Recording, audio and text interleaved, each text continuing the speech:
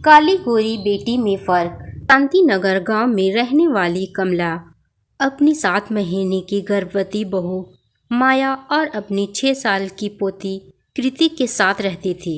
कृति के काले होने के कारण उसे कोई भी प्यार नहीं करता और माया उससे बहुत नफरत भी करती थी।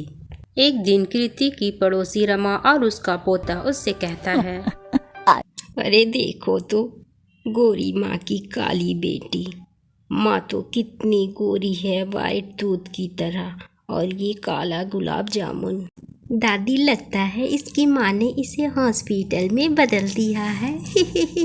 हाँ मेरे लाल, और इस काली लड़की से घर में कोई भी प्यार नहीं करता। चुप रहिए आप लोग, मैं काली हूँ तो क्या हुआ, काले लोग दुनिया में नहीं जीते हैं क्या? आप मुझे ऐसा नहीं बोल सकती। सारी बातें अपनी माँ से कहूँगी। अरे रे रे, इस छोटी लड़की की जुबान तो देख कैची की तरह चल रही है। अपनी माँ को सामने से आता देख कृति अपनी माँ से कहती है, माँ देखो ना, ये लोग मुझे काला काला कह रहे हैं। अब काली शक्ल लेकर पैदा होगी तो लोग काली ही कहेंगे ना। मुझे तेरी वजह से कितना सुनना पड़ता है, तुझे मालूम भी है क्या? माँ आप भी मुझे ही कह रही हैं। तो क्या तुझे क्या लगा मैं यहाँ तेरा बचाव करने आई हूँ? ज़्यादा लोगों के सामने भोली बनने का नाटक मत कर। घर जा और जाकर घर की सफाई कर। इसकी सगी माँ होकर भी इसकी नहीं है। ऊपर वाला ऐसी माँ और ऐसी काली बेटी किसी को ना दे। काश सबकी माँ की तरह मेरी भी माँ मुझसे प्यार करती। जब माँ ही मुझे इतना भला बुरा कहती है तो लोगों से यार क्या उम्मीद करूँगी। कृति मन में ऐसा सोचती है और घर जाकर सफाई करती है। फिर अपनी माँ से कहती, माँ मैंने घर की सफाई कर दी है, अब मुझे खाना दे दो। क्या खाना? तुझे पता है ना मैं खाना नहीं बना सकती। दादी तो मेरे और अपने लिए खाना बनाई थी और हम दोनों ने खाना खा भी लिया। अब तू अपना सोच, और तेरे पिताजी तो बाहर काम कर रहे हैं। माँ मैं तो अभी बहुत छोटी हूँ, मैं खाना कैसे बनाऊंगी? मुझे बहुत भूख लगी है, कुछ खाने को दे दो। खाना नहीं बना सकती तो जाकर बाहर भीख मांग कर खा। वैसे भी तेरी शक्ल भिखारियों जैसी ही है, कोई भी दे दे।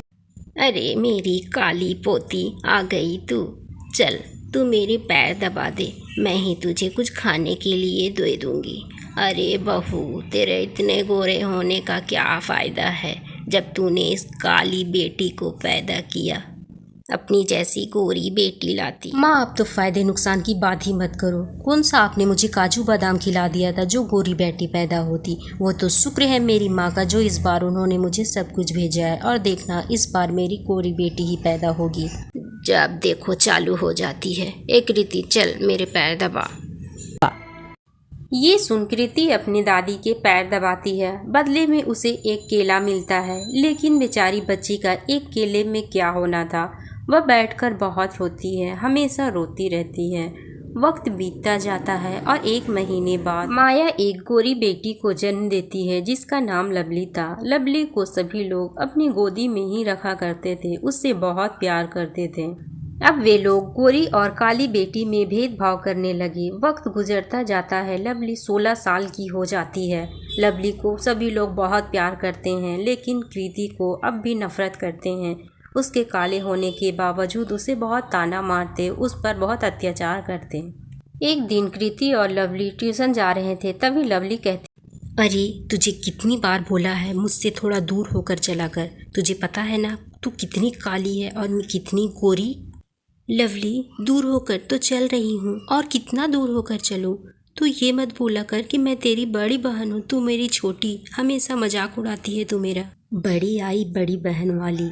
सबकी बहनें कितनी गोरी होती है और तू देख कितनी काली है, अमावस का चांद। इस तरह से दोनों बहन घर जाती हैं और लवली अपनी माँ से कहती है, माँ आप मुझे इसके साथ ट्यूशन क्यों भेजती हो? इसके साथ देखकर सब मेरा मजाक उड़ाते हैं। सब कहते हैं कि आपने इसे कचरे से उठाया है, ये मेरी बहन है ही नहीं। क्या करूँ बेटा लवली, मजबूरी है, अपने पापा पर जो गई है। और कृति तुझे कितने बार समझाना पड़ेगा? मैंने तुझे कहा है ना लवली से 20 कदम दूर होकर चला कर, लेकिन तू कोई बात मानती ही नहीं है। जा आप खड़ी होकर शक्ल मत देख, जाके मेरे लिए चाय बना कर ला। माँ आप सिर्फ मुझे ही क्यों डांटती हैं? अब यहाँ खड़ी होकर मेरी शक्ल ही देखती रहेगी या चाय भी बना कर लाएगी? अभी कृति अपनी माँ को चाय बना कर देती है और रोती हुई जंगल के झरनों में जाकर बैठ जाती है और कहती है, इतने साल बीत गए लेकिन आज भी माँ मुझसे उतनी ही नफरत करती है। क्या मुझे माँ का प्यार कभी नहीं मिलेगा? मैं ज़िंदगी भर इसी तरह रोती रहूँगी। मुझे भी अपनी माँ का प्यार चाहिए। मैं भी अपनी माँ के प्यार के लिए तरसती हूँ, लेकिन मेरी कोई नहीं सुनता। रोते हुए कृति के आंसू उस जादुई झरने में गिर जाता है। तब वह झरना कहता है, कृति, तुम्हें रोने की कोई ज़रूरत नहीं है। तुम एक बहुत ही अच्छे दिल की लड़की हो, इसलिए तुम मेरे झरने के पानी से अपना मुंह धो लो। तुम हमेशा के लिए गोरी हो जाओगी और तुम्हारा ज़िंदगी बदल जाएगा। सब लोग तुमसे प्यार करने लगेंगे और सारी परेशानियां ख़त्म हो जाएंगी। ये कहते ही वो आवाज़ गायब हो जाती है। अरे ये कैसी आवाज़ थी? वाकई में ये कोई जादुई झरना है। अच्छा ठीक है, आजमा ही लेती हूँ। इतना कह कृति उस झरने के पानी से अपने चेहरे को धोती है और वह गोरी हो जाती है। अपने आप को गोरा देख वह हंसते हुए कहती है, अरे वाह, ये तो वाकई जादुई झरना है। इस झरने ने तो मुझे गोरा कर दिया। अब तो मेरी माँ मुझे बहुत प्यार करेंगी। कृति खुश होकर जैसे ही अपने घर की ओर बढ़ते हैं तो उसके जान पहचान वाले लोग उसे देखकर आश्चर्यचकित हो। अरे बाप रे, ये काली कलौटी कितनी गोरी कैसी हो गई और इतनी सुंदर भी। अब तो मैं इससे शादी कर लूँगा। कल तक जो मुझसे नफरत करते थे आज मुझसे शादी करने की सोच रहे हैं। आज तो माँ मुझे देख के बहुत खुश हो जाएगी। कृति को ऐसे गोरा देख आसपास के लोग बहुत आश्चर्यचकित हो जाते हैं और जब वह घर जाती है तो उसकी माँ, बहन और दादी के भी होश उड़ जाते हैं। अरे काली कलौटी, तू इतनी गोरी कैसे हो गई? कौन से पार्लर में गई थी जिसने तुझे इतना गोरा कर दिया? अरे हाँ कृति, साबुन के झाग में गिर गई थी क्या जो बाहर निकल के आई है। मैं भी हैरान हूँ माँ जी। बता गोरी कैसी हो गई तू? माँ, अब मैं गोरी हो गई। अब तो आप मुझसे प्यार करोगी ना? अब आप मुझसे नाराज़ नहीं होंगी, मुझे मारे पीटेंगी नहीं ना? मुझसे प्यार करेंगी ना माँ? मैं एक झरने के पानी से अपना मुंह धोई तो मैं गोरी हो गई माँ। कौन सा ऐसा झरना है जो इस काली कलौटी को इतना गोरा कर दिया? अगर मैं और मेरी बेटी मुंह धो लेंगे तो और भी गोरी हो जाएंगे। पूछ लेती हूँ इस काली कलौटी से, कहाँ है वो झरना।